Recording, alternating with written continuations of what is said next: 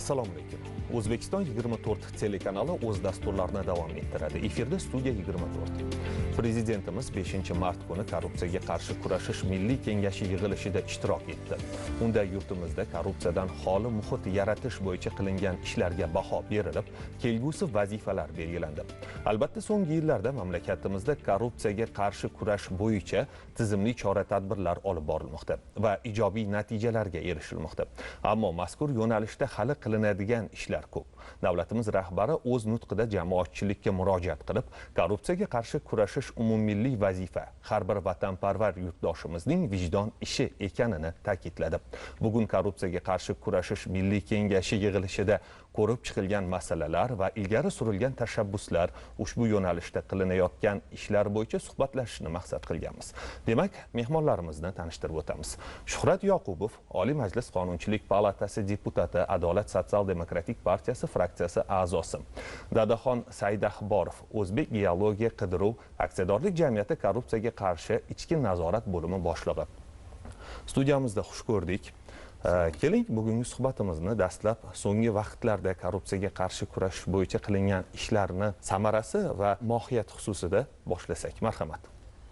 Rahmat. Assalomu alaykum. Juda ham muhim ahamiyatga ega bo'lgan jamiyatimizdagi muhim masala, dolzarb muammolardan biri taraqqiyotga g'ov bo'ladigan korrupsiya, uni bartaraf etish masalalari bo'yicha davlatimiz rahbari yangicha formatdagi bir uchrashuv tashkil qildilar. Bu yo'nalishda demak hozirgi kungacha amalga oshirilgan ishlar bilan bir qatorda oldimizdagi mavjud muammolar, hal qilinishi kerak bo'lgan masalalar haqida bir qator g'oyalari, tashabbuslari ilgari surdilar. Dastlab hozirgi kunga qadar amalga oshirilgan ishlar haqida to'xtaladigan bo'lsak, davlatimiz rahbari prezident bo'lib siyosiy sahnaga kelishlari bilan birinchi bo'lib qabul qilingan qonunlardan biri, ya'ni o'zlari qonunchilik tashabbusi huquqi asosida kiritib parlamentga korrupsiyaga qarshi kurash to'g'risidagi qonunni birinchi bo'lib imzolagan edilar. Mana bu ham shu sohaga davlat rahbarini e'tiborini ko'rsatkichi sifatida baholanishi mumkin. Undan keyin bir qator samarali islohotlar amalga oshirildi. Xususan mana biz Oliy Majlis Qonunchilik palatasi, Senatda alohida qo'mitalar tashkil qilindi, korrupsiyaga qarshi kurash bilan shug'ullanadigan. Shu bilan birgalikda milliy kengash, hududiy kengashlar tashkil qilindi. Alohida agentlik, korrupsiyaga qarshi kurash agentligi tashkil qilindi. Mana davlat boshqaruv organlarida ichki nazorat, korrupsiyaga qarshi tizim, umuman institutsional baza shakllantirildi. Bundan tashqari yurtimizda juda katta ochiqlik, oshkoralikni ta'minlash borasidagi ishlar amalga oshirildi. Umuman korrupsiya qaysi sohada ko'p bo'ladigan bo'lsa, qaysi sohada uchraydigan bo'lsa, shuni ildizlarini bartaraf qilish bo'yicha bosqichma-bosqich ishlar amalga oshirildi. Endi erishilgan natijalarga qisqacha to'xtaladigan bo'lsak, bu islohotlar natijasida bir qator katta natijalarga erishildi. Mana birgina kecha bu masala ham qayd etib o'tildi. Davlat xaridlari to'g'risidagi qonunning qabul qilinishi. Umuman bilamizki, bugun barcha davlat, nodavlat tashkilotlar umuman qanaqadir mahsulotni xarid qiladigan bo'lsa, shu davlat xaridlari to'g'risidagi qonun talablari asosida, demak o'sha maxsus platforma orqali ochiq, onlayn hamma ko'rib turadigan tarzda xarid qiladi. Shunday mexanizm yaratilgan. Aynan shu qonunni talablari buni ishlashi natijasida mana birgina byudjetimizdan 14 trillion so'm mablag' demak iqtisod qilingani ko'rsatib o'tildi. Bu juda katta mablag' mana shu birgina qonunning amaliy ijrosi natijasida. Yoki hayotimizga qaytadigan bo'lsak, umuman shu ko'chada hayot davomida kuzatadigan bir qator masalalar, mana davlat xizmatlarini amalga oshirishda inson omillari bartaraf qilinib, hammasi raqamlashtirildi. Yoki mana yo'l harakati qoidalari bilan bog'liq masalada o'sha ilgari bayonnoma qog'ozda bo'lgan bo'lsa, hozirgi kunda elektron bo'ldi. Bu yerdan inson omili ketdi. Qancha kameralar o'rnatildi. Umuman bodi kameralar tashkil qilindi. Qaysi sohani qaraydigan bo'lsak, o'sha sohada juda katta ishlar korrupsiyaga qarshi kurash bo'yicha amalga oshirildi.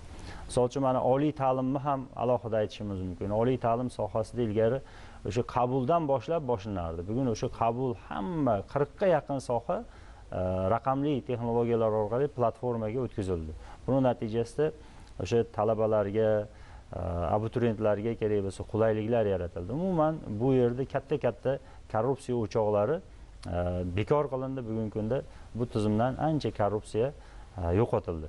Mana shunga o'xshagan islohotlarni biz nafaqat bu soha, balki barcha sohalarda ko'rishimiz mumkin. Albatta buni tagi zamirida shu to'g'ri islohot, huquqiy bazani mustahkamlanishi, institutsional asoslari tashkil qilinishi natijasida shunday natijalarga erishdik. Suhbatdagi ta'kidlab o'tganlaridek, birinchi bo'lib muhtaram prezidentimiz tomonidan korrupsiyaga qarshi kurash to'g'risidagi qonunning imzolanishi va bir qancha qator chora-tadbirlar belgilangan 2020-yil 29-iyundagi PF 60-13 farmonlariga muvofiq aynan shu davlat xaridlarini onlayn shaffof o'tkazish, bundan tashqari ishga kadrlarni qabul qilish sohasidagi muammolar, ya'ni ishga avvallari boshqacha qabul qilingan bo'lsa, u kelib ariza asosida qabul qilingan bo'lsa, hozir yetuk o'zining sohasini mutaxassis bo'lgan kadrlarni tanlab olishda ochiq tanlovlar e'lon qilish, tanlov berib, kelgan kadrlarni o'zini yo'nalishi bo'yicha erkin raqobatdosh kadrlarni tarbiyalashga yordam beradigan qonunlarni qabul qilinganligi hamda o'sha barcha davlat tashkilotlari va davlat ulushi 50% dan yuqori bo'lgan aksiyadorlik jamiyatlarida ham aynan compliance, ya'ni korrupsiyaga qarshi ichki nazorat tizimlarini joriy etilishi menimcha mamlakatimizdagi eng katta korrupsiyaga qarshi islohotlardan biri bo'lgan. Rahmat. Hozir Shuhrat aka bir qator bizni yutuqlarimizni, amaliyotga joriy qilingan taraqqiyotimizga sabab bo'ladigan omillarni gapirib o'tdingiz. Bu albatta quvonarli. Bu yo'l patrul xizmati bo'lsin, oliy ta'lim bo'lsin, buni qo'shishimiz mumkin. Davlat maktabgacha ta'lim tashkilotlariga ham bu elektron tarzda ro'yxatga qo'yish. Keling, mana shu voqeliklarni fuqarolarimizni, hamyurtlarimizni hayotida yengilligiga sabab bo'lgani haqida ham suhbatimizni davom ettirsak. Albatta bunday tizimni joriy qilinishi fuqarolarimizni hayotiga juda katta yengillik olib kirdi. Ularni birinchi navbatda shu davlatdan amalga oshirilayotgan islohotlardan bir mamnunlik hissi shakllanishiga xizmat qildi. Xususan mana oddiy o'zim ishlagan soha bo'yicha misol keltirishim mumkin. Mana oliy ta'lim sohasida davlat xizmatlari bilan bog'liq bitta masala, bitta yo'nalish. Ya'ni o'sha bir kishi diplom olgan magistratura yoki bakalavr talabasini diplomi yo'qolib qoldi deylik. Aynan shu diplomni dublikatini olish uchun ilgari qanaqa bo'lgan tizim? Birinchi borib o'zi bitirgan universitetga murojaat qilgan, universitet keyin oliy ta'lim vazirligiga murojaat qilgan, vazirlik keyin o'sha diplomni namunasini ishlab chiqaradigan tashkilotga qo'yingki, bu orada bir 2 oy vaqtda demak sarsongarchilik, ovoragarchilik shunday holat bo'lgan. Mana shu tizim davlat xizmatlari orqali raqamlashtirishdi. Nima bo'ldi? Hozirgi kunda mana amaliyotga ko'ra shu yerda qo'shimcha kiritib ketay. Shu 2 oy davomida hech bir kafolat bo'lmaganki, kimdir unga qaysidir mablag' evaziga xizmat taklif qilmagan, to'g'rimi? Albatta. Misol uchun bu oddiy o'sha birinchi qadamda, misol oliy ta'lim muassasasiga borsa, o'sha joyda kadrlar bo'limida yoki o'sha diplomga mas'ul bo'lgan bo'limdagilar birinchi navbatda qanaqadir bir ta'magirlik holatlari bo'lgan bu yerda.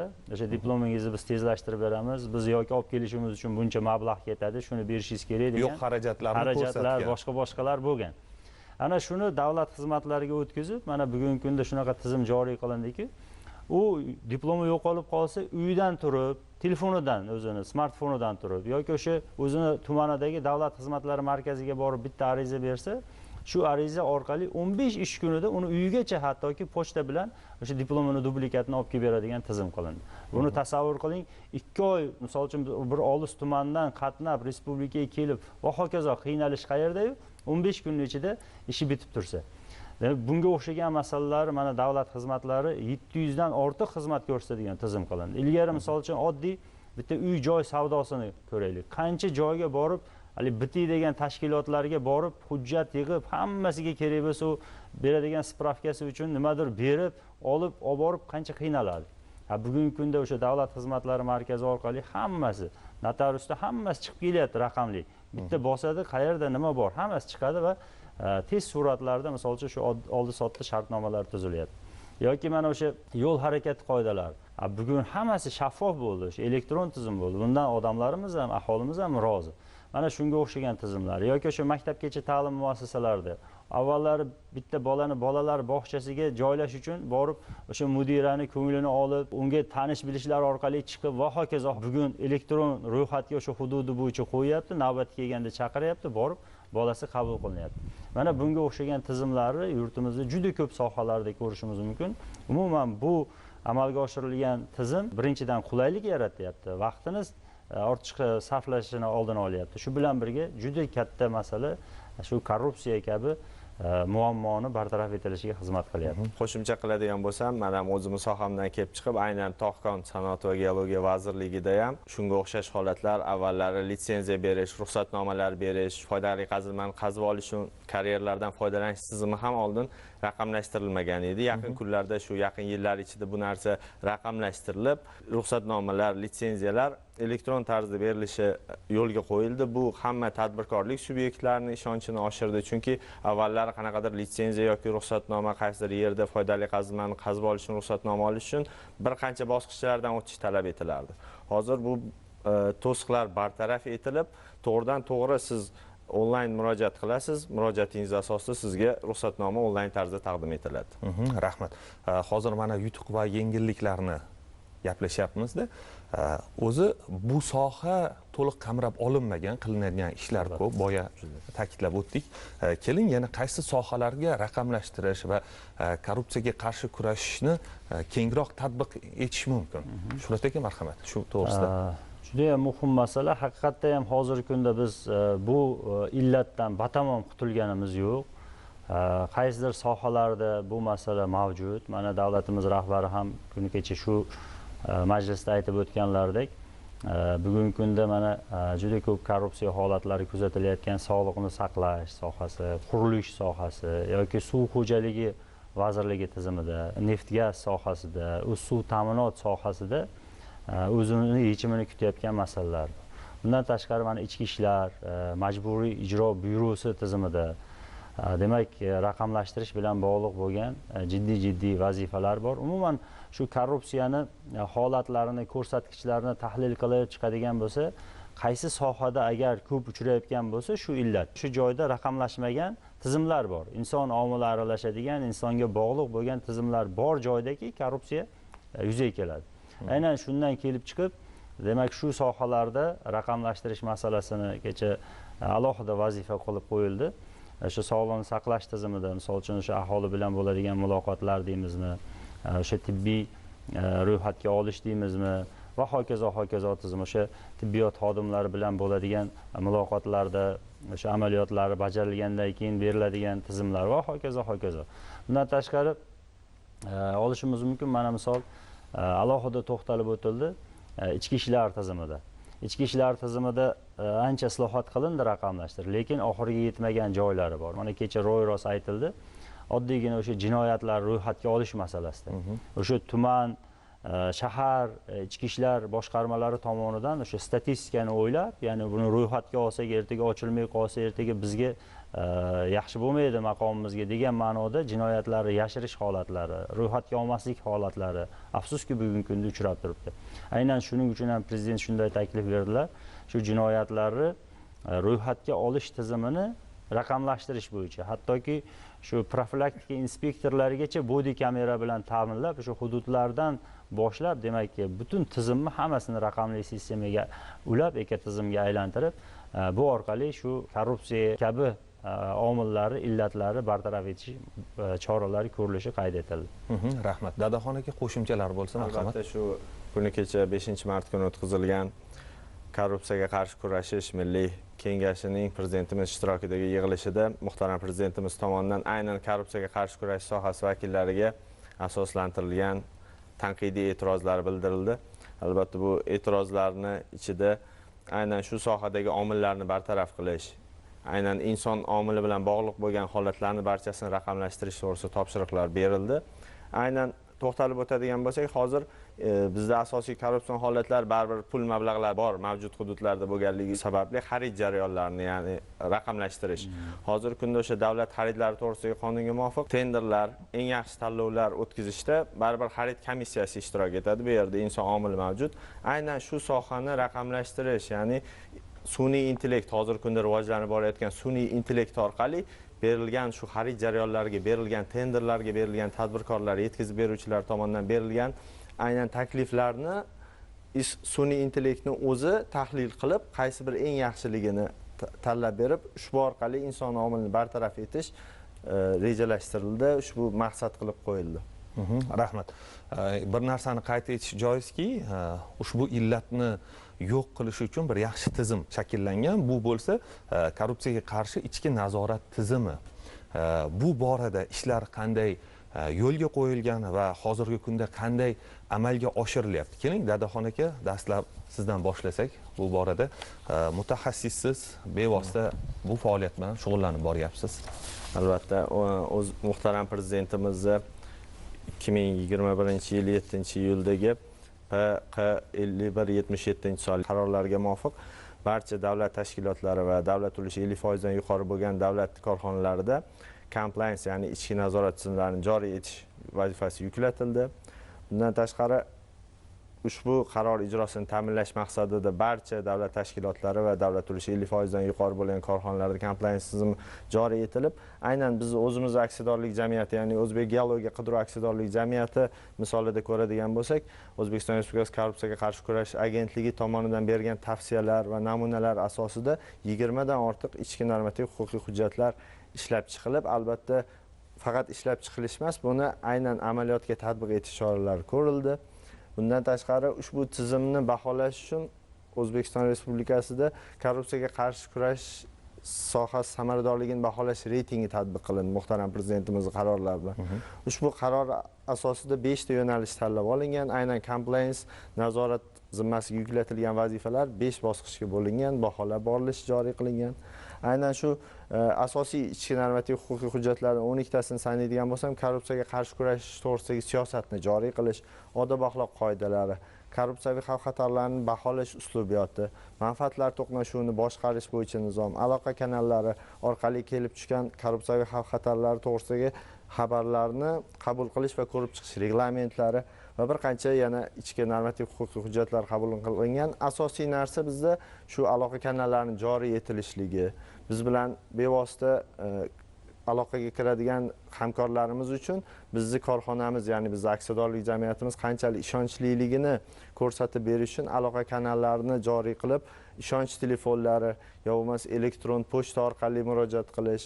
Bundan tashqari har bir kontragentlarni tekshirish joriy qilingan hozir jamiyatimizda barcha davlat idoralarida ushbu kontragentlarni tekshirish to'g'risidagi yo'riqnomaga asosan kontragent haqida ozgina tushuncha beradigan bo'lsam, shu jamiyat yoki tashkilot bilan bevosita xarid jarayoniga kirishayotgan yuridik yoki jismoniy shaxs. Aynan shu xarid jarayonlariga to'xtaladigan bo'lsak, tanlov o'tkazildi, eng yaxshi tender qo'yildi, g'olib yutib olgandan keyin bevosita u bilan shartnoma tuzilmaydi. Baribir ichki nazorat bo'lmalari tomonidan albatta kontragent tekshirib chiqiladi.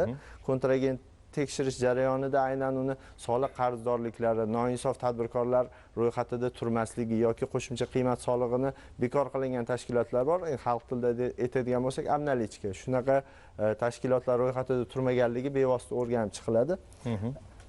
Bevosita kadrlar jarayonida ham hozirgi kunda muhtaram prezidentimizni shu farmonlariga muvofiq kadrlarni tanlashda ochiq tanlovlar e'lon qilinadi. Tanlov asosida hujjatlar yig'iladi. Nomzodlarning hujjatlari yig'ilgandan keyin tanlov kuni belgilanib, ularni ogohlantiriladi va shu asnoda savol-javoblar orqali ushbu korrupsion holatlarni bartaraf etish, aynan tanish-bilishlar orqali yo qanaqadir moddiy naf evaziga ishga kirish holatlarini bartaraf etish choralari ko'rilgan. Bundan tashqari o'sha tanlov jarayonlarini yana shaffof o'tkazish uchun baribir bu yerda inson omili qatnashganligi uchun buni to'g'ridan-to'g'ri translyatsiya qilib borish, ya'ni internet tarmog'ida xohlagan odam kirib, uni onlayn vaqtda o'sha o'tkazilayotgan tanlovlarni kuzatish imkoniyatlari yaratilgan. Rahmat.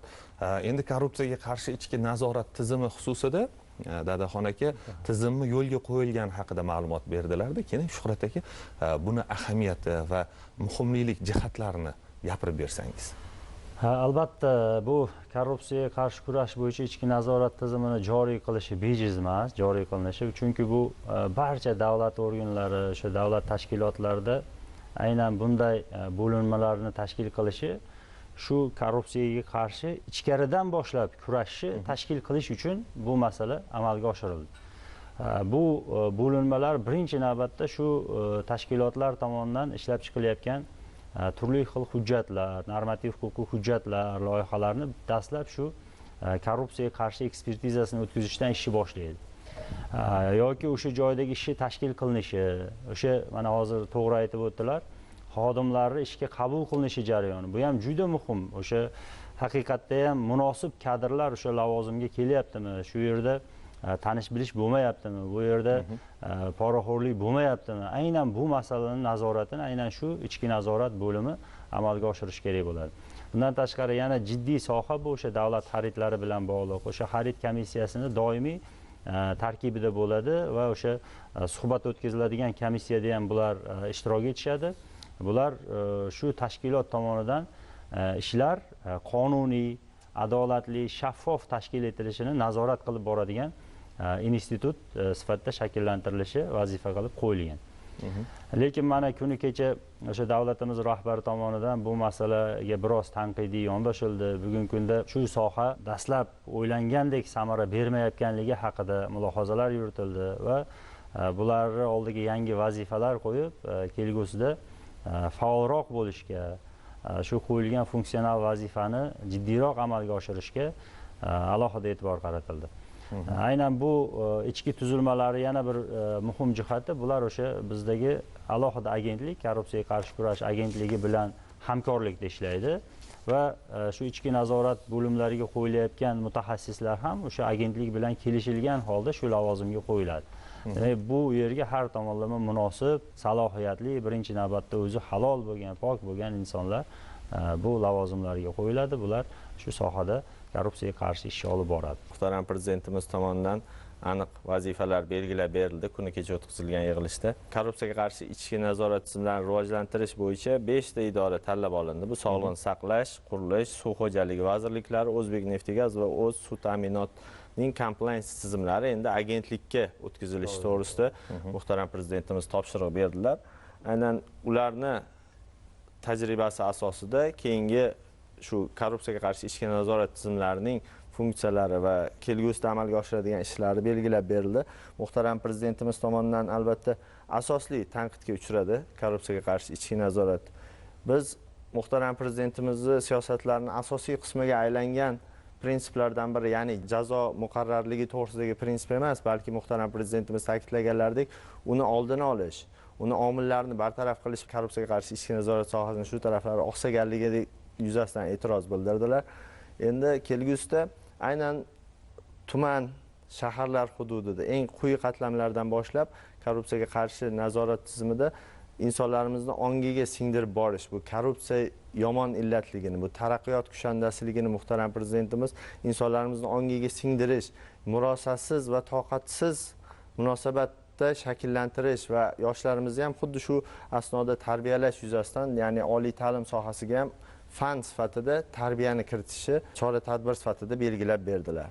O'ylaymanki, haqiqatdan biz hammani ongini shakllantirib, har bir fuqaroyimizda, har bir jamiyatimiz a'zosida korrupsiyaga qarshi kurash sohasidagi uni murosasizligini va toqatsizlik ruhida shakllantira olsak, ularni ongiga singdira olsak, har bir inson ongli ravishda nega meni konstitutsion huquqim uchun men birovga bir moddiy manfaat berishim kerak, pora taklif qilishim kerak degan va kerak bo'lsa oddiy qo'pol qilib tushuntiradigan bo'lsak, navbatda turish. Navbatlar uzoq navbatda turganda bir kishi kelib qaysidir insonga, shaxsga keling, men siz navbatsiz o'tkazib yuboraman, faqat buni buncha to'lovi bo'ladi deganda, agar inson ongli ravishda o'zi fikr yuritsa, to'xta, men o'zimdan oldin navbatda turganlarni ham haq-huquqlarini poymol qilgan bo'laman va bu meni mamlakatimni taraqqiyotini orqaga suruvchi omil sifatida ertaga xizmat qiladi. Bu juda ham og'ir illat sifatida o'zini ongiga singdirgan bo'ladi.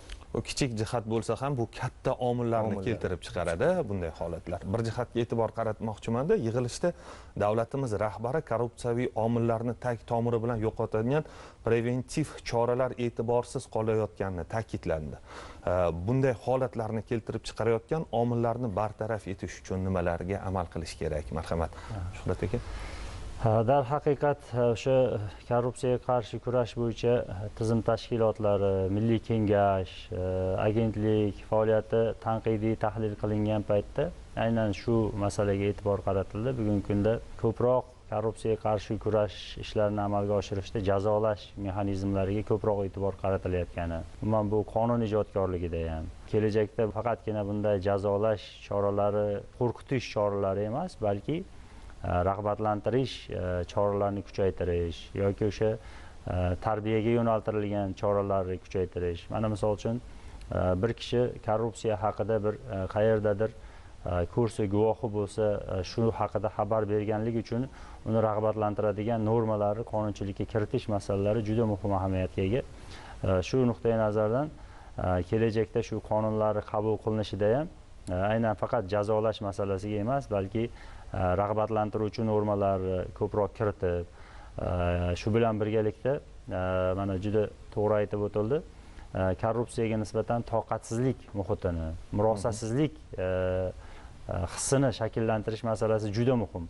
Shu inson shu korrupsiya haqida uni yomon illatligini shu yoshligidan ongida aks ettirishi juda ham muhim ahamiyatga ega.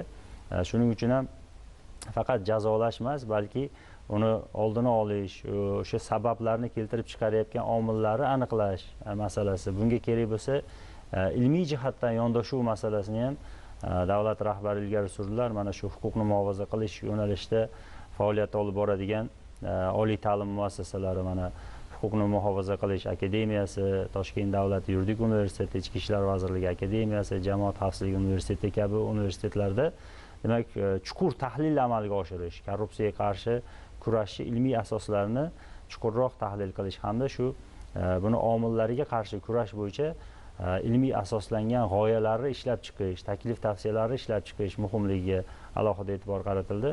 O'ylaymizki, bunday g'oyalar, taklif tavsiyalar shakllantiriladigan bo'lsa, bular qonunchilikka ham singdirilib amalga joriy qilinadigan bo'lsa, shu korrupsiyaga qarshi kurashda yanada yaxshiroq samarali natijalarga erishishimiz mumkin bo'ladi. Rahmat.